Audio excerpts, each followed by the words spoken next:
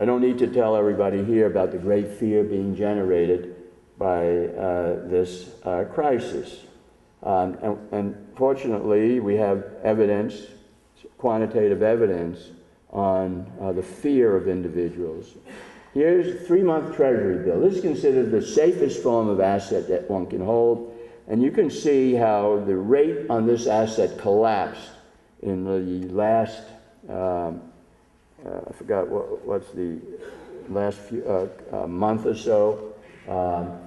For a period of time was actually negative. That is, people were putting like $1 million into a 3-month Treasury bill in the expectation they would get back like $990,000 afterwards. I mean, worse than holding cash.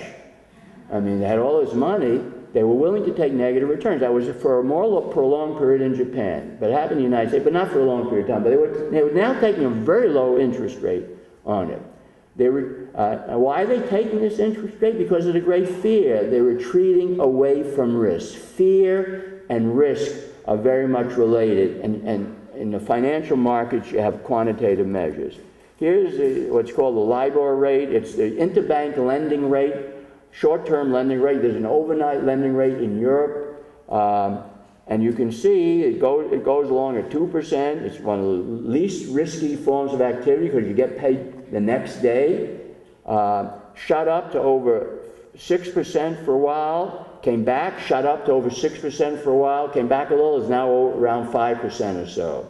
So a tremendous increase in fear. What's the source of the problem?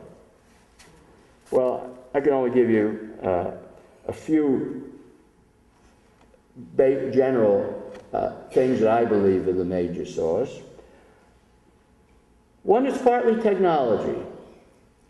That is, there was a great development of important financial instruments, derivatives, securitization, credit swaps, that were important, whose goal was to help companies, basically companies, pension funds, manage risk. And they did do that for a while, and did it quite well. The downside of it that economists did not sufficiently understand, including the most advanced financial economists, is that there was a certain degree of aggregate risk for the system as a whole in responding to shocks that were increased rather than decreased. So that's one important factor. A second factor, which is interesting, is there are a lot of statements being written that because of the increased knowledge of how central banks should operate, inflation control, Taylor rules, and a variety of other techniques, we knew how to stabilize the world economic system. And indeed, if you look at the fluctuations in the world economy, in the U.S. economy in particular, since 1970, they were much more moderate than they had been previously. Much more moderate. So there was a belief that we knew what to do now. And I think we did learn a lot. Unfortunately, the combination of the aggregate risk created by these new financial instruments, the high leverage that was taken in hedge funds, investment banks, and so on, based on the feeling that they could manage risk much better, I think had a certain fragility to it when there was a loss of confidence in the system as a whole. I think that's what's going on in this panic. Right. So it's technology in part that's creating it. Of course, the United States has had panics in the past. The world has had panics in the past. There's a global panic because of the interdependence of the different financial systems. And the unintended consequence, again, it's an unintended consequence, great innovation. I'm a big supporter of derivatives and securitization and so on. It's an important financial innovation. But I don't think we fully understood some of the consequences of this innovation. And we're seeing them now. Now, what can we do about it? Do we have the techniques available to solve the problem? I think you have to think of short and long term. And I've written some about that. I just published a piece in the Wall Street Journal last Tuesday, giving my thoughts on it. A number of other economists publishing pieces. Volcker, the former very eminent chairman of the Federal Reserve, published a piece this week also in the Wall Street Journal.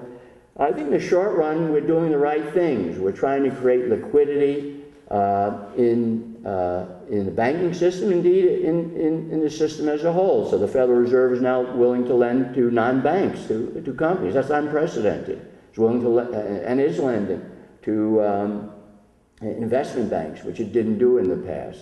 So it's trying to create much greater liquidity and to some extent maybe increase capital. I think that's the right thing to do. I think ultimately it's going to solve this problem. I don't think it's going to solve it without the U.S. economy getting into a recession. I don't think we'll get into a major recession. I certainly don't think we're in the Great Depression. Some people have said, well, this is the greatest financial panic since the Great Depression. It is, but the Great Depression had 25% unemployment for a decade, had declines in output for 20 to 25% for a while. I would be almost certain that we're not going to get anywhere near that during the current crisis. We will get declines in output. We will get a recession, I believe. I mean, I'm saying it with great confidence. Let me add, I believe in all that.